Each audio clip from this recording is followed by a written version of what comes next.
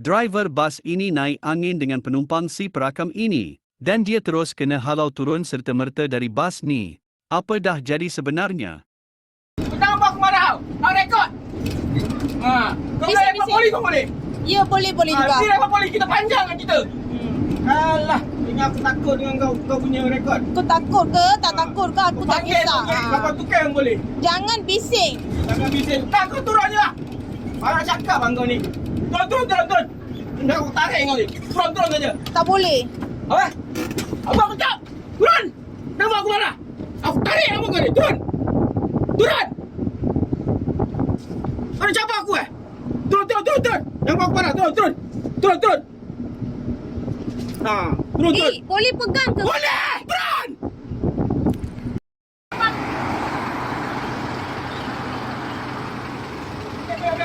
Kira apa polis tau? Hi guys, வணக்கம் எல்லாருக்கும். நன்றி சொல்லிக்கிறேன். ஏன்னா நிறைய பேர் எனக்கு வந்து டிக்டாக்ல மெசேஜ் பண்ணி கேட்குறீங்க, என்ன பிரச்சனை சொல்லுங்கள் சிஸ்டர்னு. ஸோ அதுக்கு நான் ரொம்ப நன்றி சொல்லிக்கிறேன். இது என்ன பிரச்சனைனா, நான் வியாழக்கிழமை அப்போது வேலைக்கு போனேன். ஸோ நான் எப்போதுமே வேலைக்கு போகும்போது ஃப்ரீ பஸ் எடுப்பேன். ஸோ இந்தமாரி இன்னொரு பஸ் இருக்குது, அது வந்து ஃப்ரீ பஸ், எப்போதுமே அதுதான் எடுப்பேன். ஸோ இது 1 மாதம் கூடி ஆகிட்டுல, இந்த பிரச்சனை நடந்து 1 மாதம் கூடி ஆகிட்டு. ஸோ நான் வந்துட்டு அந்த ஃப்ரீ பஸ் வந்து லேட்டாக வந்ததுனால ஏற முடியாமல் போயிட்டு.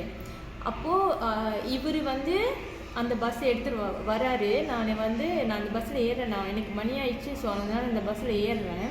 இந்த பஸ் வந்து 1 வெள்ளி சம்திங் கட்டணும்ல. ஸோ நான் வந்து அந்த அன்னைக்கு தற்செயலாக தான் ஏறினதுனால என் கையில் வந்து நான் 50 வெள்ளியாக வச்சுருந்தேன். சேஞ்ச் இல்லை, அறவே இல்லை. ஸோ பஸ்ஸில் எல்லாத்திட்டையும் கேட்டால் அவங்களும் இல்லை சொன்னாங்க, சேஞ்ச் இல்லை சொல்லிட்டாங்க. அப்புறம் அந்த பஸ் டிரைவர்கிட்ட சொன்னேன், என்கிட்ட வந்து சேஞ்ச் இல்லை, உங்ககிட்ட இருக்கான்னு கேட்டேன். ஸோ அவர் மலாய்க்காரர், அவர்கிட்ட நான் கேட்டேன். அவர் வந்து அந்த அன்னைக்கு கூட பதில் சொல்லலை என்கிட்ட. தலையை இப்படி செஞ்சார். அப்போ நான் சொன்னேன், நான் கஸ்டம் போயிட்டு கஸ்டமில் நான் காசு சேஞ்ச் மாற்றி நான் உங்களுக்கு கொடுக்குறேன், போயிட்டு நான் வந்துடுறேன்னு. அப்போது அவர் ஓகே இப்படி தான் தலையாட்டினார். வாய் திறந்து எந்த வார்த்தையும் அந்த அன்னைக்கு கூட அவர் பேசலை. இந்த பிரச்சனை நடந்து 1 மாதம் ஆகுது. அப்போது நான் போய் காசு மாற்றிட்டு நான் வந்து பார்க்குறேன், அந்த பஸ்ஸும் இல்லை, அந்த பஸ் டிரைவரும் இல்லை. முக்கியம் அவர் வந்துட்டு பஸ் எடுத்துருக்கலாம், செகண்ட் ரவுண்டு பஸ் எடுத்துகிட்டு கிளம்பியிருக்கலாம்னு நினைக்கிறேன். அதோட நான் 1 மாதம் கழித்து இந்த வியாழக்கிழமை, இப்போ முடிஞ்ச வியாழக்கிழமை தான் வந்து நான் அந்த பஸ்ஸில் திரும்பி அதேமாரி ப்ராப்ளம் எனக்கு. நான் பஸ்ஸு வந்து லேட் ஆகிட்டு நான் இந்த பஸ் எடுக்கிறேன். அதேமாதிரி இவர் வராரு. ஸோ நான் பஸ்ஸில் ஏறினோன்னே எனக்கு இந்த அவர் ஃபேஸும் மறந்துடுச்சு, இந்த பிரச்சனையும் இந்த காசு விஷயமும் எனக்கு மறந்துடுச்சு, நிஜமாக மறந்துடுச்சு. அப்போ நான் ஏறினோன்னே நான் பஸ்ஸுக்கு வந்து காசு போட்டு தான் ஏறினேன். அப்போ நான் மின்னுக்கு உட்காந்துட்டோன்னே அப்புறம் அவர் வந்து என்கிட்ட கேட்டிருக்கலாம் அழகா, அன்னைக்குள்ள காசு நீ வந்து itu punya duit you belum bayar kan, tolong bayar அப்படின்னு சொல்லி இருந்திருக்கலாம். ஆனால் அவர் அப்படி சொல்லலை. ஸோ எடுத்தோடனே ஓய் யூ மாதம் berapa அப்படின்னு கேட்டார். ஸோ இப்படி தான் கேட்டார், ஓய்னு கூப்பிட்டாரு. நான் கேட்டேன், asal abang kenapa panggil ஓய் saya ada nama ataupun abang panggil adin சொன்னேன். ஓகேயா? அப்புறம் அவர் சொன்னார், masuk duit sekarang அப்படின்னு மிரட்டினார். ஸோ ஏன் இடத்துல இந்தமாரி கேட்கும்போது யாராக இருந்தாலும், கேர்ளாக இருந்தாலும் பாயாக இருந்தாலும் கண்டிப்பாக வந்து ஆத்திரம்னு ஒன்று வரும். அதே மாதிரி எனக்கு ஆத்திரம் வந்துச்சு. அப்போ நானும் ஏசினேன், தண்ணி பத்தோல் பாங் தோலும் தண்ணி பத்தோல்னு சொன்னேன். ஸோ அவருக்கு ஆத்திரம் வந்து ஃபுல்லாகவே கத்திட்டே வந்திருந்தார். பஸ் ஃபுல்லாக அந்த என் வீடு கொஞ்சம் தூரம் வரைக்கும் கத்திட்டே வந்தார். நான் சொன்னேன், கத்திட்டே இருக்காத அப்படின்னு சொன்னேன். ஜங்கன் பாரா போலித்தா அப்படின்னு கேட்டேன். அப்புறம் அவர் பஸ் விட்டு இறங்கி நீ இப்போ பஸ் விட்டு இறங்கு சொல்லி என்னை பஸ்ஸு விட்டு இறங்க வச்சுட்டார். ஓகே, பஸ்ஸு விட்டு இறங்க சொன்னார், இப்போ இறங்குன்னு. ஸோ நான் சொன்னேன், என்னால் இறங்க முடியாது, நான் இங்கே தான் உட்காந்துருப்பேன்னு சொன்னேன். அப்போ அவர் வந்து என் கையை பிடிச்சி இழுத்தாரு. முதல்ல என் கையை பிடிச்சி இழுத்தாரு, அடிக்கல, கை பிடிச்சி இழுத்தாரு. நான் சொன்னேன் கை, அந்த வீடியோவில் கூட நான் சொல்லியிருப்பேன். அப்போதான் அவர் எந்திரிச்சு வர அந்த கேப்ல தான் நான் வீடியோ இருக்கும். அதுக்கு முன்னாடி உள்ளதெல்லாம் நான் வீடியோ எடுக்கல. பஸ்ஸில் கூட வீடியோ கேமரா இருக்கு, பட் கேமரா வேலை செய்யுதா எனக்கு தெரியல. ஸோ அவர் என் கையை பிடிச்சாரு. அப்போ தான் நான் கேட்பேன். ஆனால் அந்த பஸ்ஸில் உள்ளவங்க யாருமே எனக்கு எந்த ஹெல்ப்பும் பண்ணலை, எல்லாமே பார்த்துட்டு இருந்தாங்க. தமிழில் யாருமே இல்லை அந்த அன்னைக்கு பஸ்ஸில், எல்லாருமே மலாய்க்காரங்க.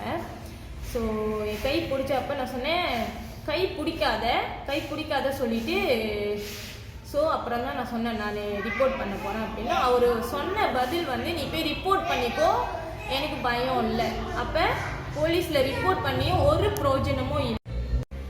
அப்புறம் நான் வந்து அண்ணனுக்கெல்லாம் கால் பண்ணி சொல்லிவிட்டு, அண்ணெல்லாம் சொன்னாங்க போயிட்டு ரிப்போர்ட் பண்ணு அண்ணா, ஏன்னா என்னோட அண்ணெல்லாம் மலாக்கால இருக்காங்க.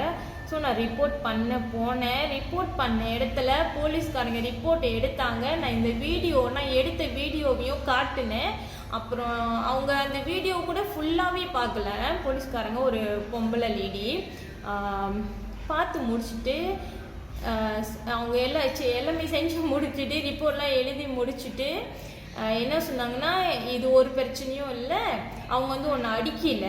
ஸோ அடித்தாதான் வந்து ஒரு பொம்பளை பிள்ளைய வந்து அடித்தாதான் வந்து கேஸ் எடுப்பாங்க. இந்த மாதிரி கத்துறது, இந்த மாதிரி கையை பிடிச்சி பஸ்ஸு விட்டு கீழே இறக்கி பாதியில் விட்டுட்டு போகிறது, அதெல்லாம் கேஸ் எடுக்க மாட்டாங்க போலீஸ்காரங்க எடுக்க மாட்டாங்க போல. அதுதான் ரூல்ஸ் நினைக்கிறேன். ஸோ நான் என்ன பண்ணேன், எனக்கு வந்து உண்மையாகவே பாசாத்தி இல்லை. ஸோ அதனால தான் அவரோட வீடியோ வந்து நான் வைரல் பண்ணேன். எனக்கு எந்த பயமும் இல்லை. ஸோ என்ன பிரச்சனை ஆனாலும் எனக்கு இது இல்லைன்னு சொல்லிட்டு நான் போஸ்ட் பண்ணிட்டேன். ஏன்னா எனக்கு நடந்தது எத்தனை பேத்துக்கு நடந்திருக்கோன்னு எனக்கு தெரியல.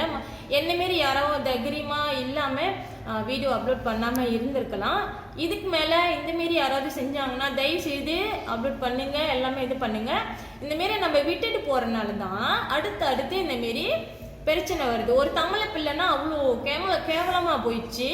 தமிழை பிள்ளைனால தான் வந்து இப்படி இருக்காங்க. அதுவே இந்த இடத்துல டிரைவர் வந்து தமிழால இருந்து என் இடத்துல ஒரு மலாய்க்காரங்களோ சைனீஸ் லேடியோ இருந்திருந்தா இந்த மாரி செஞ்சிருப்பாங்களா? இது ஒரு பிரச்சனையும் இல்லை, பரவாயில்ல, நெக்ஸ்ட் டைம் வந்து திரும்ப இந்த மாரி பிரச்சனைனா வந்து நீ ரிப்போர்ட் பண்ணுன்னு சொல்லியிருப்பாங்களா? சொல்லியிருக்க மாட்டாங்க. 100% சொல்லியிருக்க மாட்டாங்க. அந்த பஸ் டிரைவரை தேடி கண்டிப்பாக தூக்கியிருப்பாங்க. கண்டிப்பாக சொல்லுங்கள். இது வந்து தமிழாளுக்கு நடந்திருந்தா, தமிழாள் டிரைவராக இருந்திருந்தா இந்நேரத்துக்கும் அவருக்கு வேலை போயிருக்கும். அவர் வந்து போலீஸில் பிடிச்சிருப்பாங்க, எல்லாமே செஞ்சுருப்பாங்க. ஆமாவா இல்லையா? அதுதான் நடந்திருக்கும். ஸோ என்னை வந்து ஒரு வீட்டில் ஒரு சிஸ்டராக, ஒரு தங்கச்சி அக்காவோ அந்தமாரி நீங்கள் நினச்சிங்கன்னா இதுக்கு இந்த பிரச்சனைக்கு என்ன தீர்வு எடுக்கலாமோ அது தயவு செய்து செஞ்சு கொடுங்க. ஏன்னா நான் தினமும் அந்த பஸ்ஸில் தான் போகிறேன் வரேன். ஸோ அந்த பஸ் டிரைவரே என்னை என்ன வேணால் செய்யலாம். ஸோ நான் வீடியோ வைரல் ஆக்கிட்டேன். எனக்கு எனிதிங் பிரச்சனைனா கூட கண்டிப்பாக அவராக தான் இருக்கணும். நான் சொல்லிக்கிறேன் இந்த வீடியோவில், இதுதான் பிரச்சனை.